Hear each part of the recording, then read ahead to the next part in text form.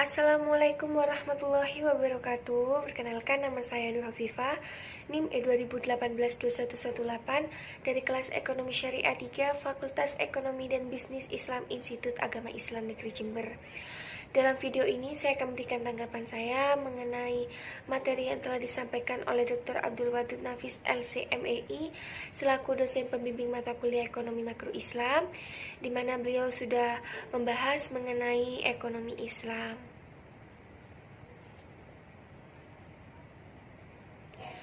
Nah, perlu kita ketahui terlebih dahulu apa itu pengertian dari ilmu ekonomi. Ilmu ekonomi adalah cabang ilmu yang mempelajari tentang perilaku manusia untuk memenuhi kebutuhannya dan memuaskannya. Nah, inti dari permasalahan ini adalah ketidakseimbangan antara kebutuhan manusia yang tidak terbatas dengan alat pemuas atau kebutuhan yang terbatas. Sedangkan ilmu ekonomi Islam adalah cabang ilmu yang mempelajari tentang perilaku manusia atau konsumen untuk memenuhi kebutuhannya dan mencapai kepuasan sesuai dengan falah, dan berdasarkan kepada prinsip-prinsip syariah, nilai-nilai Islam, Al-Quran, ijma' dan qiyas. Selanjutnya adalah perbedaan antara ekonomi Islam, kapitalis, dan sosialis.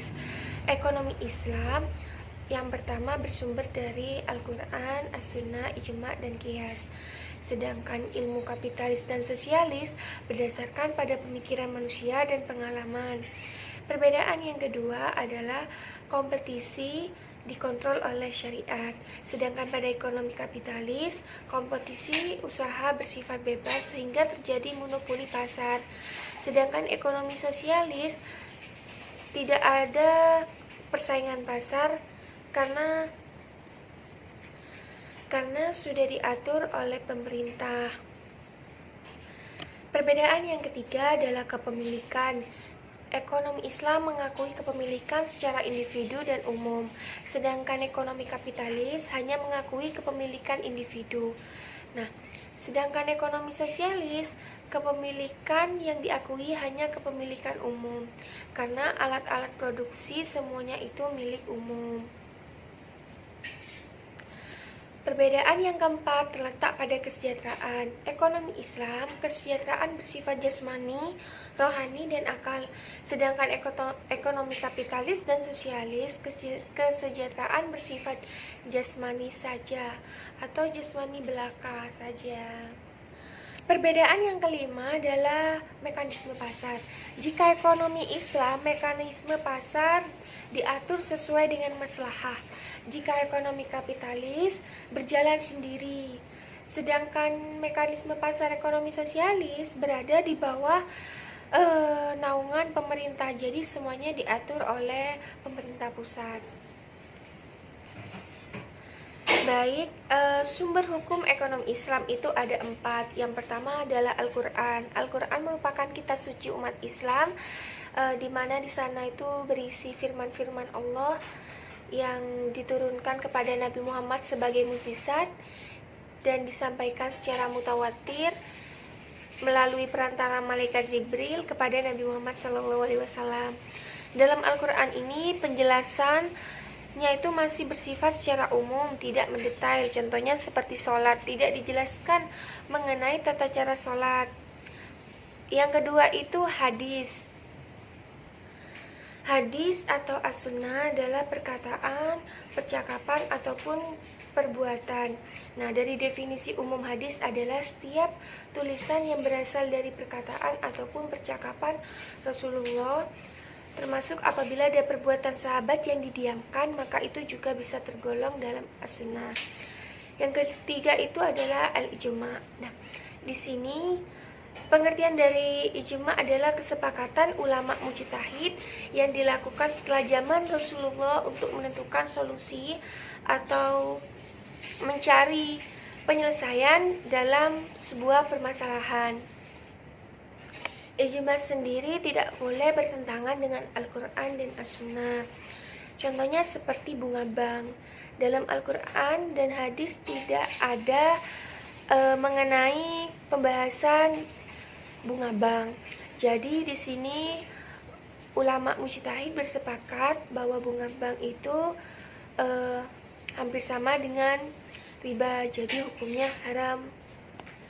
Yang terakhir adalah qiyas. Ialah menyamakan suatu masalah yang tidak terdapat ketentuan hukumnya dalam Al-Quran dan As-Sunnah. Nah, karena adanya persamaan ilat antara kedua masalah itu.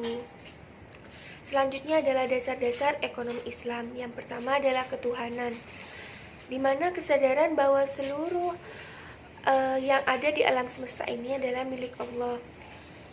Apabila kita memilikinya itu hanya titipan sementara saja.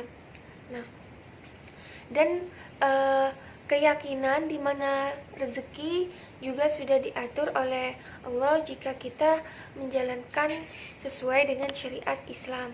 Yang kedua ada asidik dan amanah, artinya kejujuran dan tanggung jawab. Yang ketiga itu mengakui hak milik individu dan umum. Yang keempat adalah al-adalah, artinya keadilan. Yang kelima tawadun, artinya keseimbangan.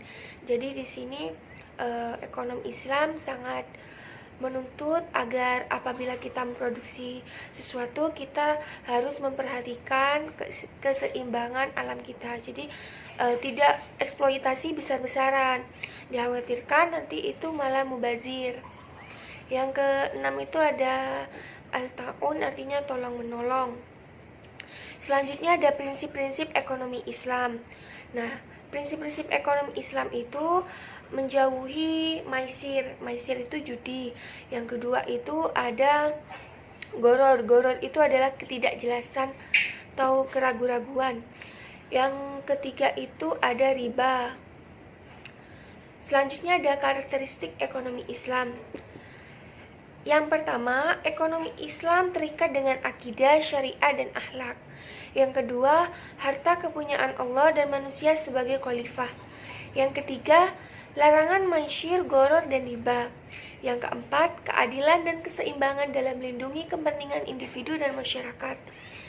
Yang kelima, keseimbangan antara kerohanian dan kebendaan. Yang keenam, bimbingan konsumsi. Yang ketujuh, petunjuk investasi. Dan yang terakhir adalah zakat. Lalu bagaimana perkembangan ekonomi Islam di Indonesia? Perkembangan ekonomi Islam di Indonesia sudah mengalami kemajuan yang sangat pesat sejak didirikannya Bank Muamalat pada tahun 1992. Ini memicu perkembangan ekonomi Islam yang di Indonesia juga. Seperti sudah banyak bank-bank yang berbasis syariah. Perguruan tinggi pun sudah banyak yang berbasis Institut Agama Islam Negeri Jember, contohnya Universitas Islam Negeri Jember. Jadi sudah banyak yang berbasis Islam seperti itu. Selain itu perkembangan dari produk halal, contohnya bahkan non-muslim pun mengkonsumsi produk halal selain karena gizi yang lebih terjamin daripada produk-produk yang tidak halal. Nah, tapi sangat disayangkan perkembangan ekonomi Islam di Indonesia ini masih terdapat atau banyak sekali tantangan yang perlu dihadapi. Nah, Deputi Gubernur Bank Indonesia atau BI, Dodi Budi Waluyo mengungkapkan bahwa Indonesia masih menghadapi berbagai tantangan dalam mengembangkan ekonomi dan keuangan Islam. Salah satunya adalah peran Indonesia lebih banyak menjadi konsumen daripada produsen. Jadi Indonesia ini kan terkenal oleh masyarakat yang mayoritas umatnya itu beragama Muslim. Nah, sedangkan umat Muslim ini masih cenderung menjadi konsumen daripada menjadi produsennya. Seperti itu. Selain itu, optimalisasi sektor sosial yaitu zakat, infak, sedekah, dan wakaf masih rendah untuk mendukung pembangunan. Jadi beberapa penghambat atau kendala tersebut harus segera kita selesaikan bersama-sama. Mengingat kita adalah masyarakat yang mayoritas beragama Muslim. Apabila kita mengembangkan ekonomi Islam ini, kita bisa menjadi negara yang kuat dalam bidang internasional, karena di Inggris saja itu sudah menerapkan ekonomi Islam dalam makanan, produk halal. Kenapa kita yang mayoritas muslim masih tetap seperti ini? Jadi kita harus segera mungkin memperbaiki hal ini demi kemajuan negara kita. Sekian dari saya. Apabila ada salah kata atau penjelasan yang kurang memahami, saya minta maaf. Wabillahi taufiq walhidayah. Wassalamualaikum warahmatullahi wabarakatuh.